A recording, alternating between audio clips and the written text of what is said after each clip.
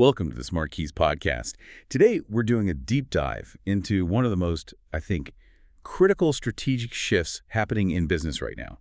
We're talking about mastering the partner ecosystem strategy. That's absolutely right. We've pulled together a really powerful resource on this, and it lays out exactly how businesses can drive growth, not just, internally, but through these really sophisticated alliances and integrations. So our mission today is to kind of distill that, to give you an operational roadmap that turns collaboration from just a nice idea into measurable revenue. Exactly. Predictable revenue. So I think the first point we need to hammer home is the difference between a traditional partnership, that word we've all heard for decades, and a structured ecosystem. What's actually changed? The change is really moving from transaction to transformation. A traditional partnership, that might be a one-off deal. Or a simple reseller agreement or something. Precisely.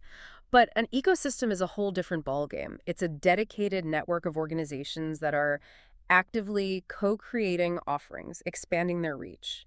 And this is the critical part, they deliver so much more value to the customer. More than any one company could do on its own. Far more. It's all about long-term collaboration, sharing outcomes, which, lowers risk and dramatically speeds up innovation. That really makes the urgency feel, palpable.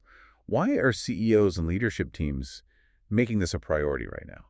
The market signals are just undeniable. I mean, look at the data. Most digital networks today have firms from 4 or more different industries. So the idea of just competing in your own lane is kind of obsolete. It's completely obsolete. And you see it on the sales floor. 84% of sales teams say partner selling is more important now than it was just a year ago. If you're not building an ecosystem, you're already falling behind. And the projections for scale are.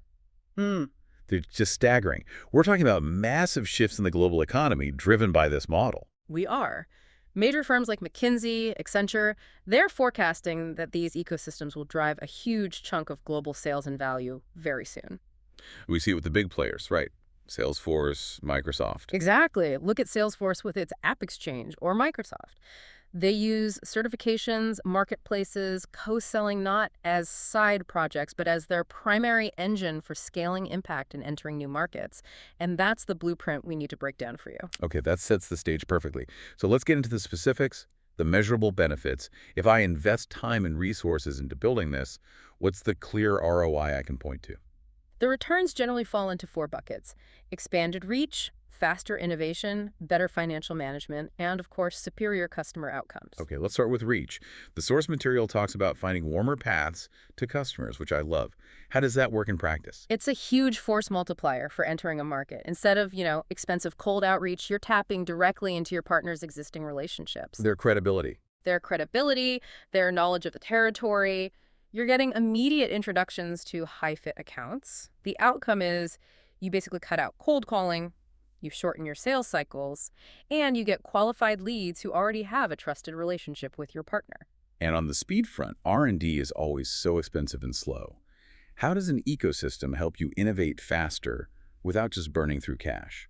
This is where co-development is so valuable. You pair your internal R&D with specialized expertise from another company. That synergy lets you build integrated products, bundled services that are genuinely different. So you're not reinventing the wheel, you're maybe using a partner's API to get to market faster. Exactly. You bring an integrated solution to market faster, which increases your average deal size and shortens the time to value for your customer. It creates a solution that competitors just can't easily copy. Plus, there's a strong financial argument here. It's not just about selling more, it's about spending less. How do partnerships affect the bottom line? They bring a lot of operational efficiency. You're sharing infrastructure, sharing go-to-market resources. Like marketing spend or event costs. Right. And that directly cuts your customer acquisition costs, your CAC, and your operational spend. You're also spreading the risk. Entering a new market is risky, but with a local partner, they're absorbing some of that execution burden with you. Okay, before we dive into the how-to, let's just quickly clarify a distinction. The sources talk about a program versus the overall network. What's the difference? That's a really essential clarification. So think of the network as this massive universe of all the potential companies you could collaborate with. Whole orbit. The whole orbit, spanning all kinds of partnership types. The program, on the other hand, is the structured scaffolding you build. It has the rules, the incentives, the metrics, the certification tracks. The program is how you govern a specific part of that wider network. So the network gives you scale, but the program gives you predictability. That's a perfect way to put it. Okay, that makes sense. So let's shift to the practical side. We know where we want to go. What are the biggest hurdles that trip companies up, and what's the roadmap to get past them? The biggest hurdles usually come down to three things. One, finding partners that are a genuinely complementary fit. Two, building real durable trust. And three, just managing the complexity of it all. Which leads to a term the sources use a lot, co-opetition. Can you break that down for us? What is it, and how do you manage it? Co-opetition is just the reality of this model. It's where you're collaborating with a partner on one thing, maybe a joint customer, while also competing with them in another area. So how do you keep that from getting messy? You manage it with absolute clarity in your governance. You need clear rules of engagement defined right up front, and you use your partner relationship management platform, your PRM, to enforce things like deal registration. So it's about removing that subjective tension. You mentioned finding the right fit and building trust. How do you make that a repeatable process, not just a gut feeling? You have to take the subjectivity out of it. You create what's called an ideal partner selection rubric. It's basically a scorecard. And what's on the scorecard? It objectively scores partners on 4 key things: strategic fit, customer overlap, technical compatibility, do your systems actually talk to each other, and cultural alignment. Trust, which is the harder part, is then built deliberately through shared incentives and measuring joint success. Okay, that brings us right to the implementation plan. For the listener who wants an actionable strategy, let's walk through that 4-step roadmap. Right, this is the operational core, and it actually starts with strategic self-awareness. Step 1, define goals and profile. So you don't start with partners, you start with your desired outcomes, things like pipeline growth or better customer retention. Exactly. Then you do an honest assessment of your own offering. You list your gaps in capability, geography, whatever, and that helps you build a really granular, ideal partner profile. And once you know who you're looking for, it's step 2, recruit and assess. And you can't just send generic pitches. Your outreach has to clearly state the value exchange for them. Then you use that selection rubric we talked about to validate their readiness and commitment before you invest too much. Then comes the heavy lifting. Step 3, onboard, enable, and govern. How do you actually manage all the training and assets consistently? It needs a dedicated environment, usually a partner portal. You centralize everything there: training, certifications, co-selling playbooks, and governance is paramount. Clear roles, conflict resolution paths, and regular executive check-ins to review the joint pipeline. And finally, because nothing ever stands still, step 4, iterate continuously. How does that data feedback loop work? You're using data to monitor everything. You track activation signals, like did they finish their certification? You track sourced versus influenced opportunities, win rates, cycle times. So if a partner has high engagement but low win rates, the data tells you something's wrong. Exactly. Maybe they need more specific training, or maybe they just want the right fit after all. You use that feedback to optimize your investments and adjust incentives. This level of discipline just screams technology. You need a real operational backbone. So let's talk about the specific go-to-market motions. Precisely. You need to synchronize 3 key motions. First is co-build and integrate.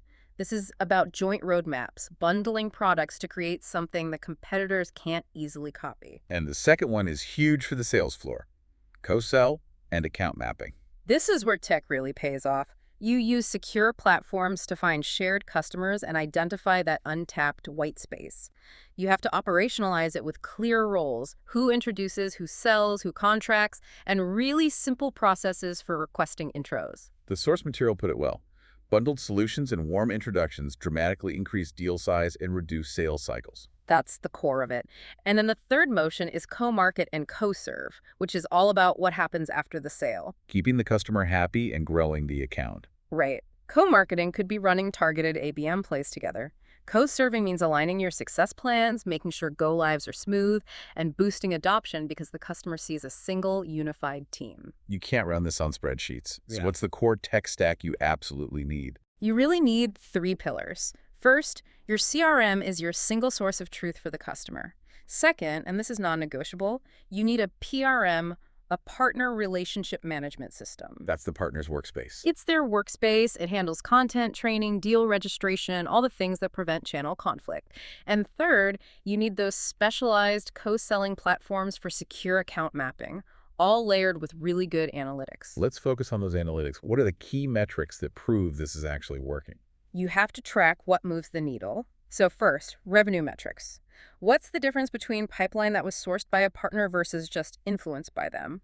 Then productivity metrics. Things like partner activation, how many intros they're making, and their win rates compared to internal teams. And what about the long-term health of the ecosystem itself? That's where you quantify customer adoption and retention lists from these joint deployments. And you have to be doing continuous white space analysis, overlaying your partner coverage with your market penetration to find those untapped segments. This all feels so grounded in what we see the giants doing. You mentioned Salesforce earlier. Absolutely. You look at Salesforce's App Exchange with over 7,000 apps. You see AWS and Google Cloud using their networks to fuel innovation.